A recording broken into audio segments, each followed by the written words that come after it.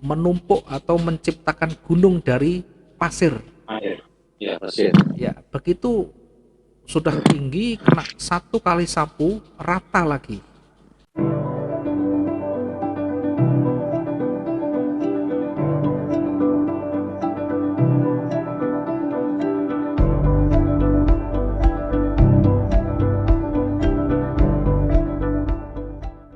Oke, mungkin sebelum masuk saya akan buatkan kisi-kisi dulu. Artinya saya buatkan seperti yang tadi kita sampaikan di grup itu, bagaimana kita bisa membaca dengan lebih dini dia mau bergerak naik atau turun. Ya, kita sudah disampaikan awal tadi, bahkan masih sekitar jam 8 kita sudah sampaikan potensinya mau naik. Area posisi B sudah kita sampaikan ya, di sekitar ini tadi kita sudah buat apa ya, simulasinya, dan ternyata tidak butuh waktu lama terus merangkak naik, bahkan sampai sekarang belum ada tanda-tanda turun. Artinya probabilitas pergerakan itu sebenarnya bisa kita baca dari mana, dari tentu arah yang lebih dominan, kemudian dari histori yang sudah berjalan. Pasar itu selalu kembali, pasar itu selalu punya pola yang berulang-ulang, meskipun tidak mutlak sama, tetapi ada kemiripan di sana. Yang paling penting nanti harus mampu membaca pergerakan arahnya secara minimal mendekati tepat di sana. Ya, kita nanti ajarkan satu persatu bagaimana tahapannya. Kemudian kalau misalkan salah ya, kalau misalkan salah nanti harus bagaimana, apa yang harus kita lakukan, kemudian membatasi kerugiannya bagaimana. Semuanya harus matang, tidak boleh hanya berpikir analisa saja, tidak boleh hanya berpikir kita entry buy, kita analisa buy, kemudian kita entry buy, ternyata marketnya turun.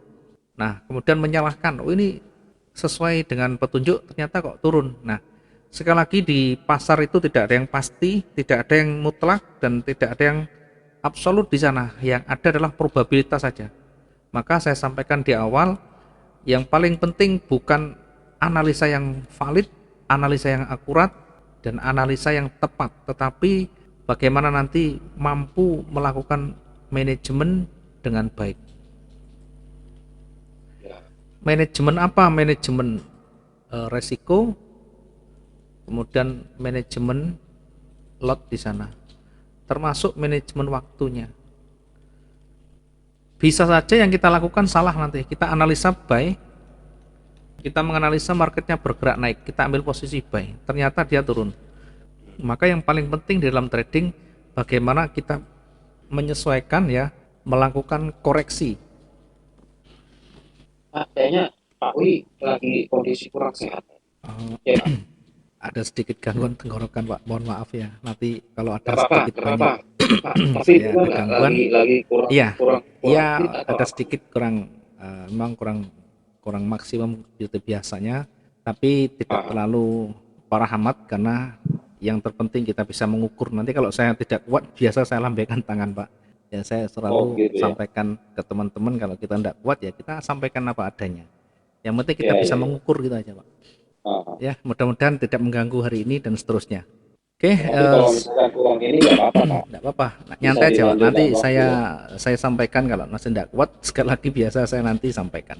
Ya, Ya, ya. minimal biar ada gambaran dulu apa yang jenengan harus siapkan nanti, kemudian apa yang harus kita pelajari terkait dengan manajemen resiko, terkait dengan lotnya, terkait dengan waktunya, kemudian terkait dengan analisis teknikalnya.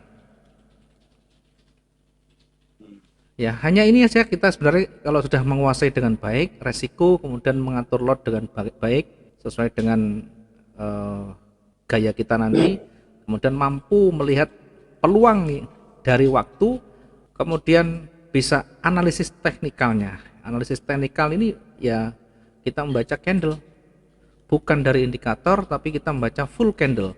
Bahkan kita nanti pakai naked trading. Artinya trading yang tidak perlu dengan analisa apapun kita bisa. Oh, Karena yang paling penting price action itu berdasarkan harga itu sendiri. Harga itu ya ketika dominannya buyer, berarti kemungkinan besar dia masih ada potensi naik.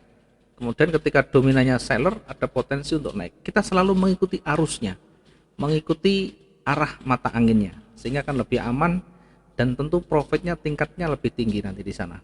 Ya nanti pelan-pelan kita coba untuk praktekkan. Kita awali dulu dari yang pertama. Ya saya selalu sampaikan ke teman-teman, nomor satu dalam trading adalah manajemen resikonya. Manajemen resiko, kemudian manajemen lotnya. Ini yang paling penting, kemudian ini juga paling penting. Kenapa kita fokuskan ke manajemen resiko? Karena di pasar itu tidak ada yang pasti. Tidak ada yang pasti kita menjanjikan profit, tidak ada yang pasti. Yang pasti adalah rugi. Yang pasti adalah ruginya. Kenapa yang pasti rugi? Karena begitu masuk saja kita sudah rugi. Begitu kita entry pertama, kita kena spread. Spreadnya udah merah. Ya, kita spread, ada spread. Artinya kalau rugi pasti. Nah, dari kepastian yang seperti ini, maka nanti kita melakukan satu simulasi atau skenario bagaimana supaya rugi ini bisa kita minimalisir, kemudian tingkat probabilitas untuk profitnya lebih tinggi. Apakah bisa? Sangat bisa, karena kita sudah melakukan hampir tiap hari dan bukan setahun 2 tahun lagi, tapi sudah diuji yang bertahun-tahun. Dan ini sudah kita nikmati, sudah kita rasakan. Bukan kita hanya pinter ngomong, bukan hanya kita menyampaikan, karena menyampaikan ini tentu berawal dari pengalaman. Nah, pengalaman ini yang tidak semua orang terkadang mampu untuk menyelesaikan di sana. Ada yang pengalaman 1 tahun profit, kemudian tahun berikutnya ini rugi lagi. Ada yang pengalaman 5 tahun ini profit, kemudian di tahun berikutnya anjlok lagi. Sehingga muter, tidak ada selesainya. Ketika profit kemudian rugi, deposit lagi, profit lagi, rugi lagi, deposit lagi, terus begini. Yang terjadi tidak ada penambahan apa-apa, tidak ada penambahan aset. Nah, seorang trader yang betul-betul profesional sudah diuji oleh waktu, maka dia harus mampu bertahan lebih lama. Dia harus bertahan lama di dalam dunia trading. Kemudian juga harus ada penambahan aset, plus asetnya harus nambah.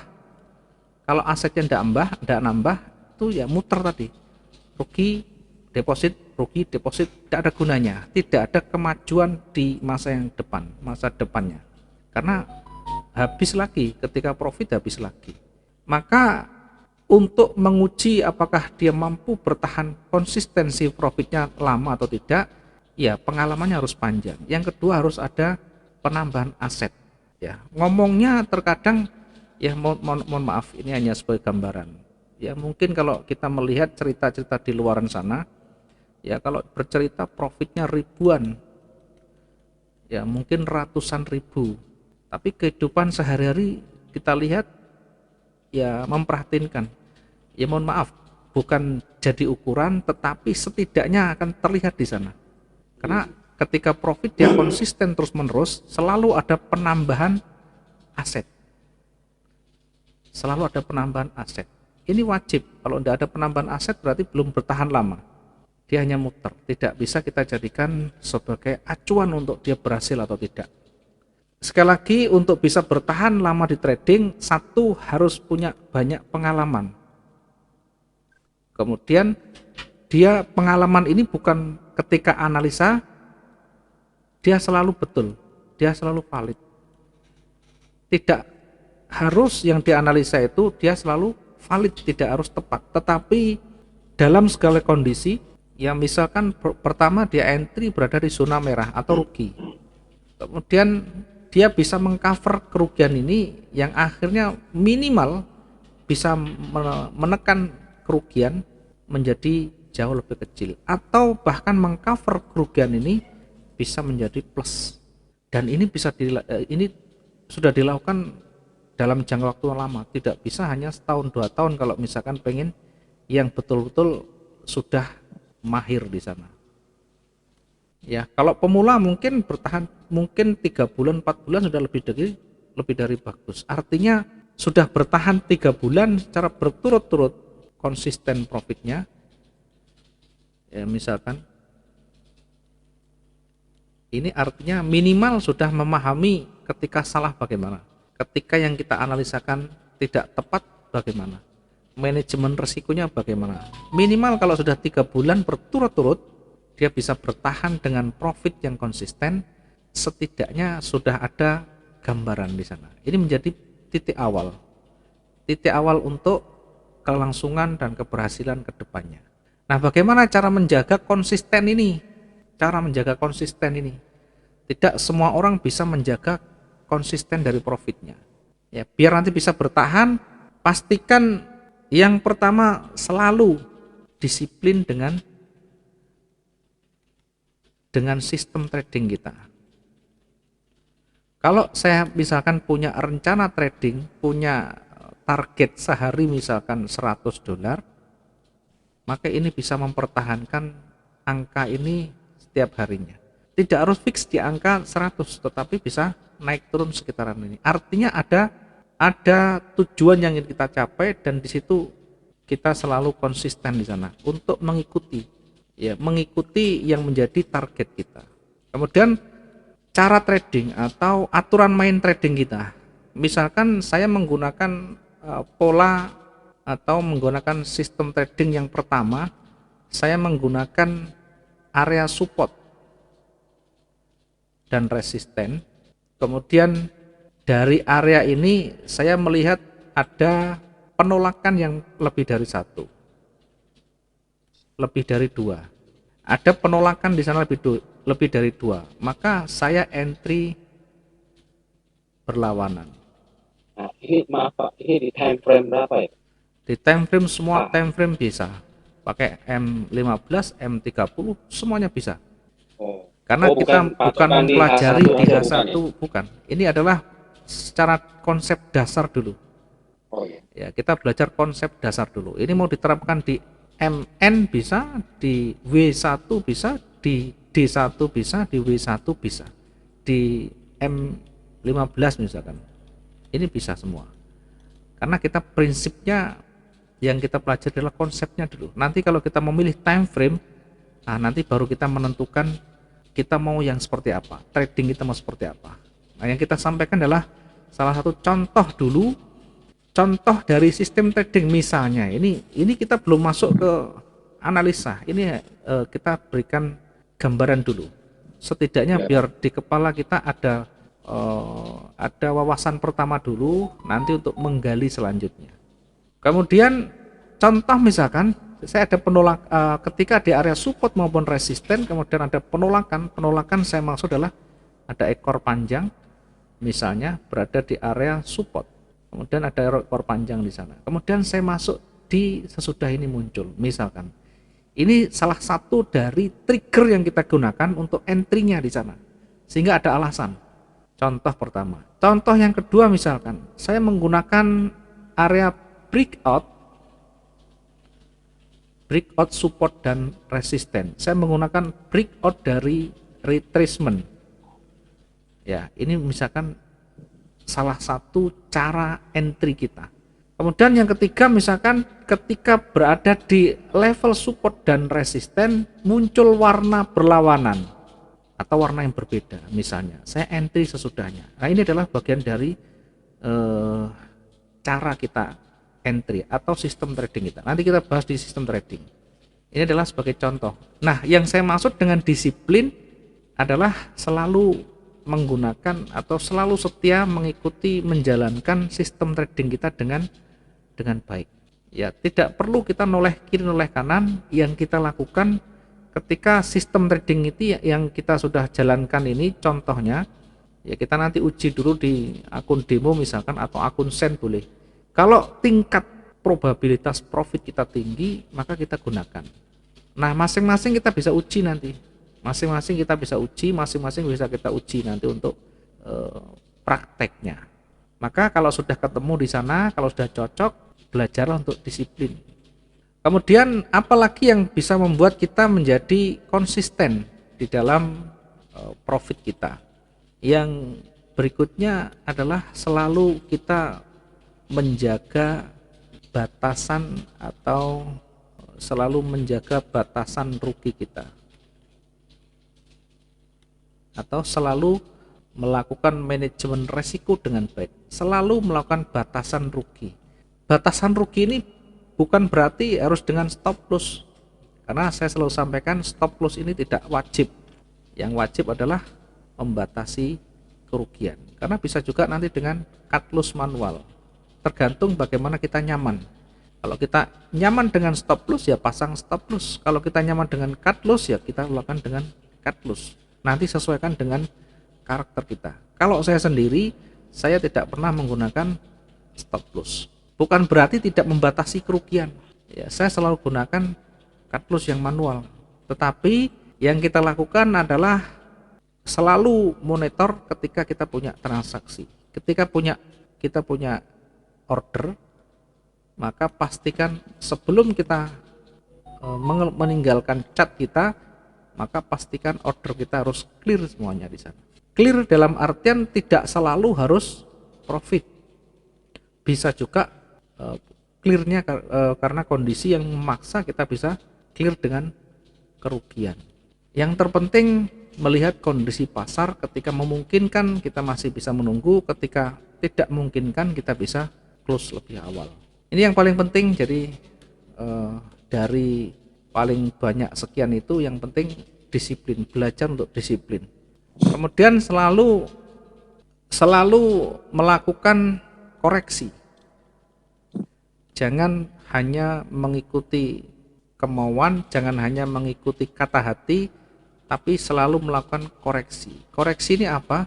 Ketika kita analisa buy, kemudian ternyata marketnya betul-betul turun dan sudah breakout di sana, maka logikanya harus kita gunakan. Kalau sudah breakout di sana, kalau kita punya buy di sana, kemudian kita bisa koreksi, kita bisa melakukan koreksi. Kalau sudah salah, kita akui salah, kita close, kita mengikuti arus yang lebih kuat.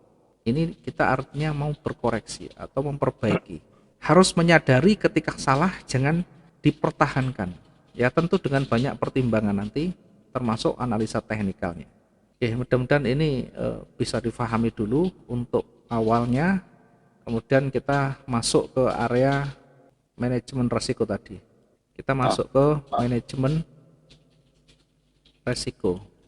Ya, ada yang ditanyakan? Ya, ada Pak. Silakan. Waktu kita koreksi, kira-kira patokannya itu misalnya kita sudah salah nih. Karena saya buy, ternyata dia turun. Nah, ini kita menunggu kesalahan atau kerugiannya ini sampai sebatas berapa? Ada patokan nggak kira-kira Pak? Ada patokan ada patokan nanti di teknikal Pak. Jadi nanti kita jelaskan di teknikalnya ketika nanti sudah memasuki wilayahnya teknikal. Kita belum masuk di teknikal sama sekali. Jadi yang kita sampaikan ada tahapnya itu. Ada tahap untuk tahapnya. Kapan kita nanti harus cut loss gitu ya. Ya, kapan nanti kita harus cut loss, kapan nanti kita menunggu, kapan kita nanti harus taking profit lebih awal. Itu nanti di bagian teknikal, di sana kita jelaskan kapan kita entry, kapan kita keluar, kapan kita recovery. Nah, masuk di teknikal nanti di sistem trading ya. Ada prosesnya Pak. Jangan santai aja Pak. Waktunya masih panjang. Kalau jangan langsung ke sana nanti tidak ketemu, karena saya tahu proses Pak. Proses untuk bagaimana untuk menguasai itu yang mana dulu. Saya yakin jenengan punya semangat yang tinggi untuk pengen bisa. Tapi kalau nanti diambil langsung di situ, maka struktur urut-urutannya tidak ketemu nanti Pak. Karena belajar itu kita harus berurutan. Nah, jadi untuk mencapai di sini harus dilewati dulu. Karena apa? Ini berurutan. Biar nanti kalau sudah ketemu, oh ternyata begini. Tidak bisa serta-merta langsung kita misalkan kalau salah saya berapa pip ya. Kemudian atau berapa persen. Tidak selalu bisa begini, Pak. Nanti ada urut-urutannya. Urut-urutannya ini berdasarkan dari teknikal nanti ya. Tapi selalu ketemu nanti, ada waktunya nanti. Tidak apa-apa. Artinya keinginan untuk paham itu sangat kuat sekali ya, saya menghargai semuanya, tapi prosesnya untuk kita sampai ke sana ya bertahap dulu ya, nanti ada waktunya. Satu saat pasti nanti bisa. Jangan khawatir Pak, hanya butuh waktu saja. Ya, ya, siap, siap. Oke, saya masuk di manajemen resiko dulu. Kenapa saya tempatkan di pertama? Karena yang paling utama sebenarnya adalah manajemen resiko, kemudian manajemen lotnya, kemudian manajemen modalnya. Nah, manajemen resiko yang kita sampaikan seperti apa? Ya, contohnya misalkan ketika entry buy, berapa lot yang kita gunakan, berapa uang yang kita harus belanjakan, kemudian kira-kira kerugian kita itu sejauh mana. Nah, itu yang paling penting nanti. Karena tujuan kita adalah bisnis, namanya bisnis itu ya manajemen risiko, manajemen modal kita harus sudah siap semuanya. Di awal harus sudah ada gambaran. Sebelum kita masuk entry, sebelum kita analisa, maka manajemen ini harus kita sudah siapkan dulu. Atau bahasa umumnya adalah money management. Yang pertama berkaitan dengan modal, yang kedua berkaitan dengan lot, yang ketiga berkaitan dengan resikonya nanti. Kemudian tentu berkaitan dengan target profit kita. Ya, terkadang orang hanya berpikir analisa teknikal, sehingga berbagai macam cara, berbagai macam buku dibeli, bahkan berlangganan. Tetapi apa gunanya kalau kita tidak bisa manajemen resiko dengan baik? Yang ada selalu berguguran di tengah jalan. Ikut seminar sana, seminar sini, workshop sana, workshop sini. Karena yang dituju adalah teknikal saja. Orientasinya adalah bagaimana membaca arah pasar dengan tepat, dengan akurat, itu saja. Padahal yang paling penting adalah manajemen resikonya. Tidak ada gunanya sehebat apapun teknikal yang kita kuasai kalau manajemen resikonya kita abaikan. Sudah, percaya saya, kalau misalkan hanya berpikir teknikal, ini tanpa resiko ini kita pertimbangkan dengan baik, maka tidak ada gunanya, sia-sia. Yang ada haus dengan profit yang tinggi. Ketika profit 1000 masih kurang, entry lagi. Profit 1500 kurang, entry lagi. Maka satu kali salah, semua yang didapatkan ini bisa habis. Ini namanya menumpuk atau menciptakan gunung dari pasir. Ya, pasir. Ya, begitu sudah tinggi, kena satu kali sapu, rata lagi. Omong kosong namanya. Ya, seperti hanya kita trading, kalau kita hanya fokus di teknikal, kita hanya melihat candle di sana, oh ini bagus untuk buy, oh ini trennya lagi turun, oh bagus untuk sell, mengambil posisi sell. Oke, memang di awal profit. Tapi karena melupakan yang namanya manajemen risiko, satu kali salah bisa menghabisi semuanya. Ya, kalau satu kali salah saja marketnya berbalik, tidak mengenal, tidak memahami manajemen risiko, yang ada hanya bertahan, hanya bersabar, oh ntar lagi balik, masih bahasanya ngeyel, masih bahasanya mempertahankan sikapnya. Ketika pasarnya sudah berubah, masih berdoa, atau masih yakin bakal berbalik lagi, ntar lagi juga turun, ntar lagi turun, ntar lagi.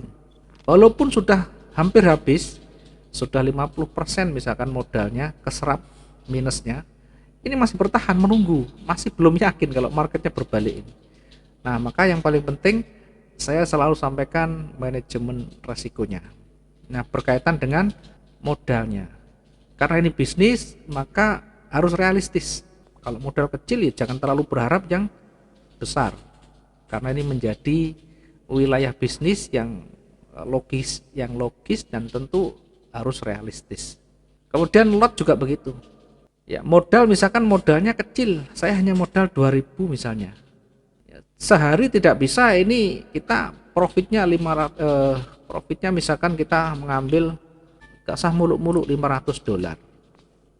Ya, tanpa mengikuti pengalaman yang panjang, tanpa punya keahlian yang lebih, kita ngambil 500 profitnya $500 satu hari. Berarti 25%. Ya, 25% ini seorang ahli pun belum tentu mampu profit konsisten 25% per hari. Maka harus realistis, dalam bisnis harus betul-betul realistis. Kalau kita mengacu pada deposito perbankan, itu paling 1 tahun ya katakanlah maksimum 12%, tidak ada. Ya, paling 7-8%. Sudah nggak ada sekarang, Pak. Ya, ini paling maksimum. Saya ngomongnya paling tinggi saja sudah. Ini kalau per tahun 12% ini satu bulan cuma 1%, Pak. Nah, satu bulan 1% ini kalau satu hari 0, sekian sudah. Iya. Sehingga kalau kita bandingkan dengan eh, investasi atau bisnis yang real, trading ini tetap masih jauh lebih besar. Katakanlah sehari 1% saja, ini sudah satu bulan 20%. Karena yang kita orientasi terkadang bukan angka harian ini. Yang kita mau satu hari itu profitnya besar. Tidak menyadari kalau kita satu bulan itu dikumpulkan banyak dapatnya. Ya, kita tiba-tiba ngambil 5% per hari. Apakah bisa? Sangat bisa kalau di trading ini. 5% ini masih mudah sekali. Tetapi 5% masih mudah ya. harus disesuaikan dengan skill dan keahlian kita. Kalau Oh kita iya. tidak punya keahlian di sana, tiba-tiba kita hanya belajar hanya sekilas saja, tidak memahami secara detail bagaimana konsep dasar trading, kemudian bagaimana manajemen risiko, bagaimana membaca teknikal dengan baik. Yang ada hanya nekat beranian, hanya bermodal mungkin belajar-belajar sebentar. Kemudian Ini pengalaman hoki juga kan ya belum Pak ya? panjang. Hoki. Iya, maka ini saya anggap sebagai hoki kalau dia profit misalkan bisa satu bulan aja profit berturut-turut, ini hoki. Jangan dianggap sebagai orang yang betul-betul mampu. Karena bisa saja saat itu pasarnya lagi bersahabat.